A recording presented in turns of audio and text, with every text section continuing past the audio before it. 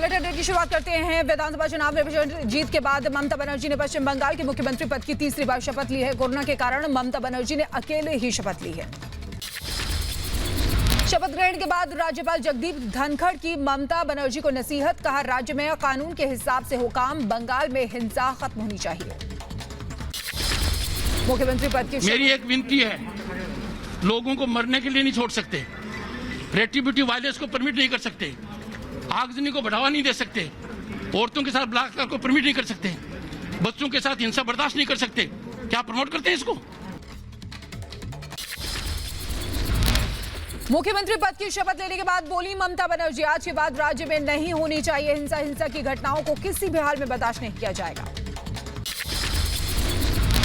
मुख्यमंत्री पद की शपथ लेने के बाद पीएम मोदी ने दी ममता को बधाई, ट्वीट कर दी शुभकामनाएं। बीजेपी अध्यक्ष जेपी नड्डा के पश्चिम बंगाल दौरे का आज दूसरा दिन है। नॉर्थ 24 परगना में चुनाव के बाद हुई हिंसा के बाद पीड़ित परिवारों से मुलाकात की। बंगाल में चुनाव के बाद हुए हिंसा को लेकर बीजेपी ने दिया धरना। कोलकाता में बीजेपी अध्यक्ष जेपी नड्डा ने कहा, ममता सरकार में राजनीतिक हिंसा का तांडव हो रहा है।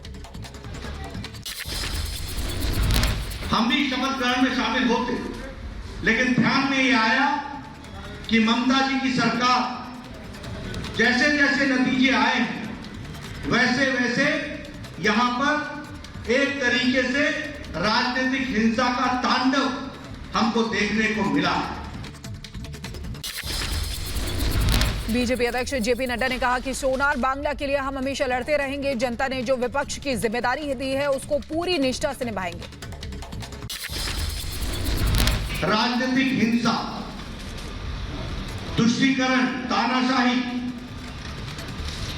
और जिस तरीके का बॉर्डर स्टेट होने के कारण जो हमारी जिम्मेवारियां हैं जिसको हमको निभाना है, उसको निभाने में हम कतई कोई भी कसर नहीं छोड़ेंगे। कोलकाता के बीजेपी दफ्तर में बीजेपी नेताओं ने ली शपथ, कहा बंगाल को राजनीतिक हिंसा से मुक्त कराना हमारा लक्ष्य है। ममता के शपथ ग्रहण समारोह में शामिल नहीं हुए दिलीप घोष, कहा ममता खुद हिंसा करने वालों के साथ हैं, इसलिए शपथ में नहीं हुआ शामिल।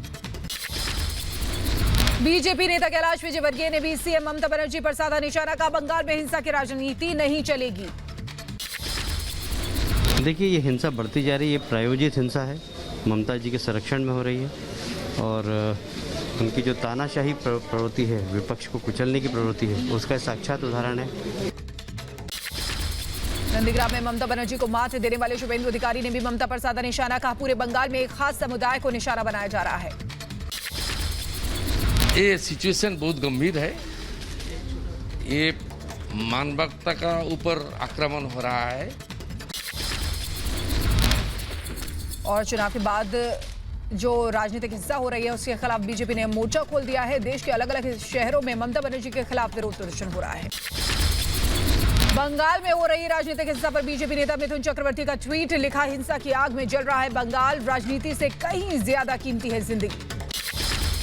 पश्चिम बंगाल के बीरभूम में बीजेपी नेता के पेट्रोल पंप पे तोड़फोड़, बीजेपी ने टीएमसी कार्यकर्ताओं पर लगाया आरोप। मध्य प्रदेश के इंदौर में वैक्सीन की कालाबाजारी करने वालों को पुलिस ने गिरफ्तार किया है। वैक्सीन के नाम पर पैकेट में खाली शीशी देकर वसूलता था लाखों रुपए। लखनऊ में ऑक्सीजन की कालाबाजारी करने वाले एक और गिरोह का पर्दाफाश, पुलिस ने 4 आरोपियों को रंगे हाथों पकड़ा। मध्य प्रदेश के बड़वानी में सरकारी अस्पताल के डॉक्टरों की क्लिनिक पर एसडीएम ने छापा मारा है। खुद कोरोना पॉजिटिव होने के बावजूद भी अवैध रूप से क्लिनिक चला रहा था। यूपी के मेरठ में भी ऑक्सीजन बेचने के नाम पर ठगी करने वालों का पर्दाफाश, ऑक्सीजन सिलेंडर की होम डिलीवरी के नाम पर ठगते थे हजारों रुपए। लखनऊ में ऑक्सीजन की कालाबाजारी करने वाले एक और गिरोह का पर्दाफाश, पुलिस ने 2 लोगों को गिरफ्तार किया है। एक छोटे सिलेंडर के बदले लेते थे हजारों रुपए। उत्तराखंड में रुड़की के एक निजी अस्पताल में ऑक्सीजन की कमी से 5 मरीजों की मौत हो गई। यूपी के कानपुर में अस्पतालों में ऑक्सीजन की भारी कमी है, मरीजों के लिए ऑक्सीजन की तलाश में भटक रहे हैं तीमारदार। तमिलनाडु में चेंगलपट्टू के सरकारी अस्पताल में 2 घंटे के अंदर 11 मरीजों की मौत से हड़कंप मच गया। पटना के आरएमसीएच अस्पताल में ऑक्सीजन की भारी किल्लत, मरीज खुद ऑक्सीजन का सिलेंडर ढोने के लिए मजबूर हैं। कर्नाटक के हुबली में एक अस्पताल में 1 घंटे के अंदर 5 मरीजों की मौत से हड़कंप मच गया। परिवार वालों ने ऑक्सीजन की कमी का आरोप लगाया है। यूपी के बुलंदशहर में पंचायत चुनाव जीतने के बाद ऑर्केस्ट्रा का आयोजन किया गया। कोविड नियमों की धज्जियां उड़ाई। मध्य प्रदेश के अगरमालवा में कोरोना मरीजों के इलाज की एक अनोखी तस्वीर सामने आई है। यहां संतरे के बागीचे में कोरोना मरीजों का इलाज चल रहा था। यूपी के आगरा में लॉकडाउन के दौरान गाड़ी में डॉक्टर का स्टिकर लगाकर शराब की तस्करी की जा रही है। राजस्थान के बाड़मेर में पिता के अंतिम संस्कार के दौरान जलती चिता में कूद गई बेटी गंभीर हालत में अस्पताल में भर्ती कराया गया है। और आगे बढ़ते हैं। गुजरात में कोरोना के कहर के बीच अहमदाबाद से डराने वाली तस्वीर सामने आई है। जलाभिषेक के लिए सैकड़ों की संख्या में इकट्ठा हुई महिलाएं। बिहार के पटना में शमशान घाट के बाहर लगी लंबी कतार। अंतिम संस्कार के लिए भी वसूली जा रही है मोटी रकम। यूपी के बुलंदशहर में पंचायत चुनाव की ड्यूटी के बाद कोरोना संक्रमित हुए 3 शिक्षकों की मौत से हड़कंप मच गया। बिहार के मुजफ्फरपुर में कोरोना नियमों का उल्लंघन करने वालों के खिलाफ पुलिस ने दिखाई सख्ती। बेवजह घर से निकलने वालों का काटा चालान। यूपी के बुलंदशहर में पंचायत चुनाव में जीत के बाद जमकर उड़ी कोविड नियमों की धज्जियां। दिन दहाड़े की गई हर्ष फायरिंग। कर्नाटक के बेंगलुरु में शादी समारोह के बाद रिसेप्शन का आयोजन। कोविड नियमों की उड़ी धज्जियां। कोरोना की दूसरी लहर के बीच देश में टीकाकरण जारी है। अब तक कोविड वैक्सीन की 15 करोड़ 89 लाख से ज्यादा लोगों को वैक्सीन लग चुकी है। देश में अब तक 18 से 44 साल के आयु वर्ग के 4 लाख से ज्यादा लोगों ने वैक्सीन की पहली डोज ली है। महाराष्ट्र के नागपुर में 18+ वैक्सीनेशन के लिए लंबी कतार लगी है। घंटों इंतजार करना पड़ रहा है। दिल्ली के BL के मैक्स हॉस्पिटल बना देश का सबसे बड़ा वैक्सीनेशन सेंटर। यहां रोज लगेगी 10,000 लोगों को वैक्सीन। ओडिशा के भुवनेश्वर में भी वैक्सीनेशन को लेकर युवाओं में खासा उत्साह दिखाई दिया है। सेंटर के बाहर जुटी भारी भीड़।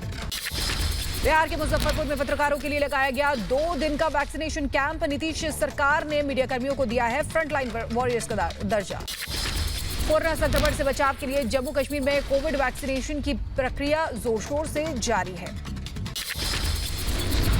मुंबई में सप्लाई की गई कोरोना वैक्सीन के 1 लाख डोज। BMC ने कहा इससे 45 साल से ऊपर के लोगों को लगाया जाएगा टीका। दिल्ली के संजय गांधी अस्पताल में ऑक्सीजन प्लांट को किया गया इंस्टॉल। सरकार ने फ्रांस से मंगाए थे ऑक्सीजन प्लांट। गुजरात के मुंद्रा से भी दिल्ली पहुंची ऑक्सीजन एक्सप्रेस। रेल मंत्री पीयूष गोयल ने ट्वीट कर दी जानकारी। अस्पतालों में ऑक्सीजन की किल्लत के बीच दिल्ली पहुंची एक और ऑक्सीजन एक्सप्रेस। गुजरात के जामनगर से ऑक्सीजन की सप्लाई हुई है। आज हरियाणा के फरीदाबाद भी पहुंची एक ऑक्सीजन एक्सप्रेस। झारखंड के टाटानगर से हुई ऑक्सीजन की सप्लाई। कई अस्पतालों में ऑक्सीजन की कमी थी। यूपी के बरेली स्टेशन पहुंची ऑक्सीजन एक्सप्रेस। 225 टन ऑक्सीजन लेकर बोकारो से दूसरी बार बरेली पहुंची ऑक्सीजन एक्सप्रेस। यूपी के रायबरेली में रिपब्लिक भारत की खबर का बड़ा असर हुआ है। रायबरेली एम्स हॉस्पिटल में ऑक्सीजन की किल्लत की खबर पर जिला प्रशासन ने एक्शन लिया है। और वहीं आगे बढ़ते हैं। आपको बता दें कि ऑक्सीजन सप्लाई को लेकर पंजाब के मुख्यमंत्री की अपील। PM मोदी और गृह मंत्री अमित शाह से दखल की मांग की है। कहा बिना किसी रुकावट के हो ऑक्सीजन की आपूर्ति। दिल्ली में जल्द दूर होगी ऑक्सीजन संकट। देर रात गुजरात के जामनगर से दिल्ली कैंट पहुंचे 5 टैंकर के साथ ऑक्सीजन एक्सप्रेस।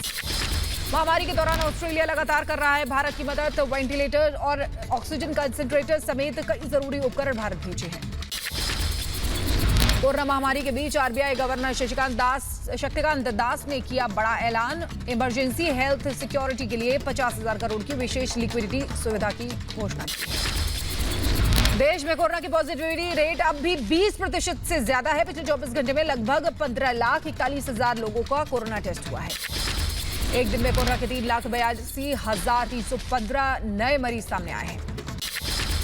देश में अब तक कुल कोरोना संक्रमितों की संख्या 2 करोड़ के पार पहुंच चुकी है। अमेरिका ब्राजील के बाद भारत में संक्रमण सबसे ज्यादा है। महाराष्ट्र में पिछले 24 घंटे में कोरोना के 51,880 नए मामले सामने आए हैं। दिल्ली में पिछले 24 घंटे में कोरोना के लगभग 20,000 नए केस सामने आए हैं। यूपी में पिछले 24 घंटे में 25,858 नए मरीज सामने आए हैं। हवाई यात्रा के जरिए बंगाल जाने वालों के लिए RT-PCR की नेगेटिव रिपोर्ट अनिवार्य रहेगी। कोरोना के बढ़ते मामलों को लेकर ममता सरकार ने लिया फैसला। यूपी में आज से बड़े पैमाने पर शुरू हुई कोरोना की जांच अभियान। स्वास्थ्यकर्मी, आशा कार्यकर्ता और आंगनबाड़ी कार्यकर्ताओं का रैपिड रिस्पांस टीम लोगों के घर घर जाकर जांच कर रही है। लखनऊ में DRDO की मदद से बने कोविड सेंटर का CM योगी आदित्यनाथ ने लिया जायजा। CM योगी ने डॉक्टर्स से की बात। यूपी के लखनऊ में बने 450 बेड वाला अटल बिहारी वाजपेयी कोविड अस्पताल आज से शुरू हो गया। कोविड अस्पताल में सेना मेडिकल कोर की मदद से सुविधाएं मुहैया कराई जाएंगी। जम्मू कश्मीर के बडगाम में डीआरडीओ बना रहा है कोविड अस्पताल। यहां 500 मरीजों के इलाज की होगी सुविधा। गुजरात के अहमदाबाद में 11 रेल आइसोलेशन कोच तैयार किए गए हैं। इनमें 300 मरीजों का इलाज किया जाएगा। दिल्ली में कोरोना के खिलाफ जारी लड़ाई में जुटी राष्ट्रीय स्वयंसेवक संघ सेवा भारती के साथ मिलकर अशोक विहार के लक्ष्मीबाई कॉलेज में शुरू किया 100 बेड का कोविड केयर सेंटर। हरियाणा के पंचकुला में कोरोना वॉरियर्स की मदद से जुटी पुलिस की टीम। डिप्टी कमिश्नर ने मेडिकल सेवा में लगाई पुलिस की 10 गाड़ियां। जम्मू कश्मीर के पुंछ में लोगों की मदद में जुटे सेना के जवान, लोगों को बांटे मास्क और सैनिटाइजर। यूपी के गाजियाबाद में कोरोना मरीजों की मदद के लिए आगे आई एक महिला। घर में ही अपना इलाज कर रहे मरीजों को रोज पहुंचाती है खाना। यूपी के आगरा में कोरोना मरीजों की मदद के लिए आगे आए समाजसेवी संगठन। होम आइसोलेशन में रहने वाले मरीजों के घर पहुंचा रहे हैं खाने का पैकेट। एमपी के दमोह में आपदा में लोगों के लिए मददगार बना गायत्री परिवार। कोविड केयर सेंटर्स और होम आइसोलेट लोगों को निःशुल्क खाना देते हैं। एमपी के शिवपुरी के जिला अस्पताल में आरएसएस ने लगाया फूड स्टॉल। मरीजों के तीमारदारों को दिया जाएगा मुफ्त में खाना। दिल्ली में कोरोना कहर को लेकर उपराज्यपाल भी एक्शन मोड में। अधिकारियों को दिए लॉकडाउन का कड़ाई से पालन करने के निर्देश। यूपी में फिर बढ़ाया गया लॉकडाउन। अब सोमवार सुबह तक जारी रहेगी पाबंदियां। पहले कल सुबह तक ही खत्म होने वाला था लॉकडाउन। बिहार के पटना में लॉकडाउन के दौरान खुद सड़कों पर उतरे डीएम डॉक्टर चंद्रशेखर और एसएसपी उपेंद्र शर्मा। बेवजह घर से बाहर निकलने वालों के खिलाफ सख्त कार्रवाई की। गया में भी लॉकडाउन का पालन कराने सड़कों पर उतरा जिला प्रशासन। लोगों से की 10 दिन तक पाबंदियों को मानने की अपील। ओडिशा में आज से 14 दिनों के लिए संपूर्ण लॉकडाउन। लोगों को सुबह 6 बजे से दोपहर 12 बजे के बीच कर सकते हैं जरूरी सामान की खरीदारी। यूपी के मुरादाबाद में दिख रहा है कोरोना कर्फ्यू का असर। बाजार में दुकानें बंद रही, सड़कों पर पसरा सन्नाटा। बिहार में लॉकडाउन के ऐलान के बाद पटना में राशन की दुकानों पर लगी भीड़। बिहार सरकार ने 15 तारीख तक लगाया है लॉकडाउन। भारत से साउथ अफ्रीका पहुंचे कार्गो शिप के 14 क्रू मेंबर मिले कोरोना संक्रमित। सभी को किया गया क्वारंटीन। कोरोना के लगातार बढ़ते मामलों को लेकर नेपाल के काठमांडू में 1 हफ्ते के लिए बढ़ाया गया लॉकडाउन। सुबह सिर्फ 2 घंटे के लिए खुलेंगी दूध और राशन की दुकानें। और आगे बढ़ते हैं, आपको बता दें मराठा आरक्षण जो है वो असंवैधानिक है। सुप्रीम कोर्ट ने कहा है अब किसी भी व्यक्ति को मराठा आरक्षण के आधार पर कोई नौकरी या कॉलेज में सीट नहीं दी जा सकेगी। जम्मू में लॉकडाउन के बाद सब्जी और फलों के दाम में भी भारी उछाल। चुनाव खत्म होते ही फिर से बढ़ने लगे पेट्रोल और डीजल के दाम। आज लगातार दूसरे दिन कीमतों में हुआ इजाफा। यूपी के रामपुर में कांग्रेस नेता मतीउर रहमान बबलू पर जानलेवा हमला हुआ है। गंभीर हालत में अस्पताल में भर्ती कराया गया है। यूपी के ग्रेटर नोएडा में पंचायत चुनाव हारने पर प्रत्याशी ने वोटर के घर में घुसकर मारपीट की। पुलिस ने अब तक कोई कार्रवाई नहीं की है। यूपी के झांसी में चुनाव हारने के बाद पूर्व प्रधान ने दिखाई दबंगई। वोटर्स के घर में घुसकर की मारपीट। यूपी के मुरादाबाद में घर में घुसे चोर ने की फायरिंग। गोली लगने से एक युवक की मौत हो गई। यूपी के सीतापुर में पंचायत चुनाव के परिणाम आने के बाद उपद्रवियों ने जमकर किया बवाल। यूपी के बलिया में रेलवे ट्रैक पर बुजुर्ग का शव मिलने से सनसनी फैल गई। पुलिस के मुताबिक ट्रेन एक्सीडेंट में हुई मौत। यूपी के बहराइच में तेंदुए की दहशत। युवक पर तेंदुए ने किया हमला। मुंबई के दादर अस्पताल में गर्भवती महिला ने की चलती ट्रेन में चढ़ने की कोशिश। ट्रेन से महिला का पैर फिसला। मौके पर तैनात आरपीएफ जवान तेजी से महिला के पास पहुंचकर उसकी जान बचाई। उधमपुर के 30 गांवों को शहर से जोड़ने के लिए उज नदी पर बनाया गया है पुल। दशकों के इंतजार के बाद प्रधानमंत्री ग्राम सड़क योजना के तहत पुल का निर्माण हुआ है।